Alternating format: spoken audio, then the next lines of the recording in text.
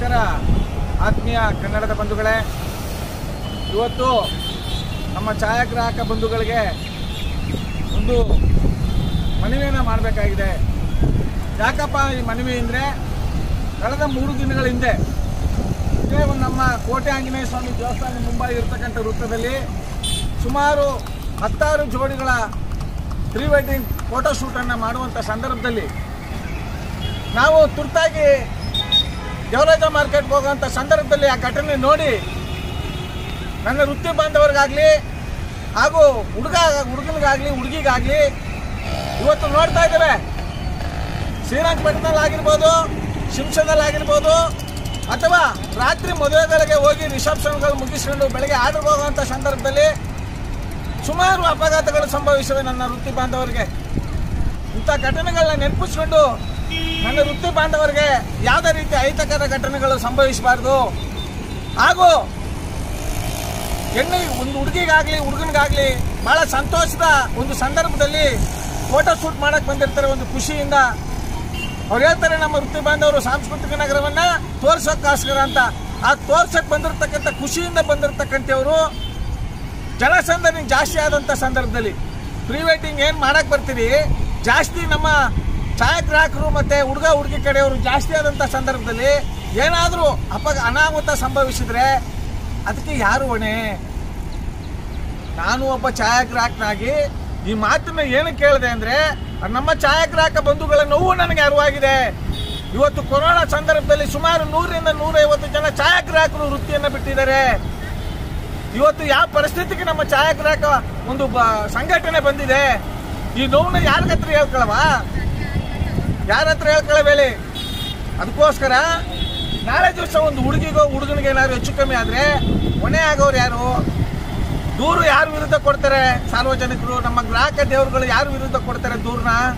ನಮ್ಮ ಫೋಟೋ ವಿಡಿಯೋಗ್ರಾಫರ್ಗಳು ವಿರುದ್ಧನೇ ದೂರು ಕೊಡೋದು. ನಮ್ಮ ಫೋಟೋ ವಿಡಿಯೋಗ್ರಾಫರ್ಗಳು ಎಲ್ಲ ಅಗರ್ಭ ಶ್ರೀಮಂತರಲ್ಲ, ಸಾಮಾನ್ಯ ವರ್ಗದಿಂದ ಲೈಟ್ ಬಾಯ್ಗಳಾಗಿ ಹೆಲ್ಪರ್ಗಳಾಗಿ ಬಂದಿರತಕ್ಕಂಥ ನನ್ನ ವೃತ್ತಿ ಬಾಂಧವರಿಗೆ ತೊಂದರೆ ಆಗಬಾರ್ದು.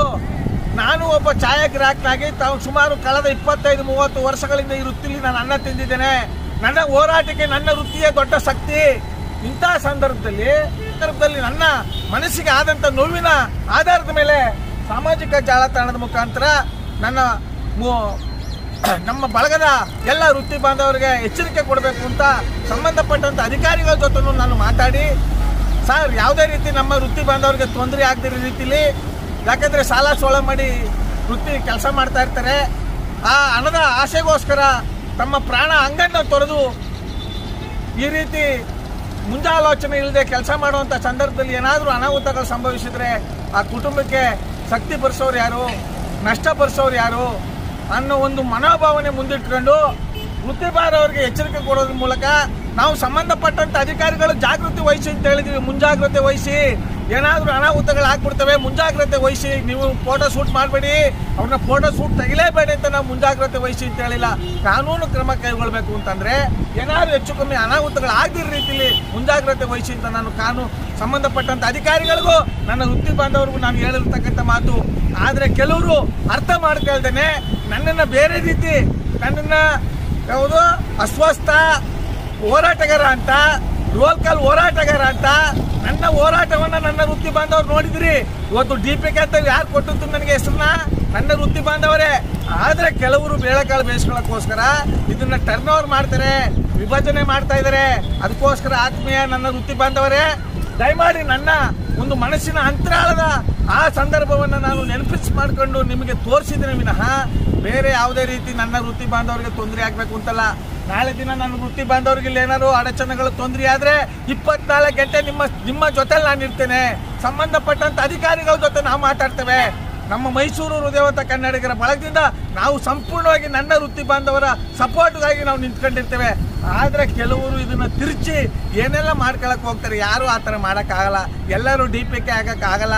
ಸುಮ್ಮನೆ ನೀವು ಊಹಾಪೋಹಗಳನ್ನ ನನ್ನನ್ನು ಕನ್ನಡ ಪರ ಹೋರಾಟಗಾರ ಇಷ್ಟೊಂದು ಪ್ರಾಮಾಣಿಕವಾಗಿ ಕಾಂಗ್ರೆಸ್ ಆಗಿರ್ಬೋದು, BJP ಆಗಿರ್ಬೋದು, JDS ಆಗಿರ್ಬೋದು, ಯಾವುದೇ ಸಮಾಜದವರಾಗಿರ್ಬೋದು ನೇರದಿಟ್ಟ ನಿರಂತರವಾಗಿ ಹೋರಾಟ ಮಾಡ್ತಿರ್ತಕ್ಕಂಥ ಏನಂತ ಹೋರಾಟಗಾರರು ಸಾವಿರಾರು ಜನ ನಮ್ಮ ಕರ್ನಾಟಕದಲ್ಲಿದ್ದಾರೆ.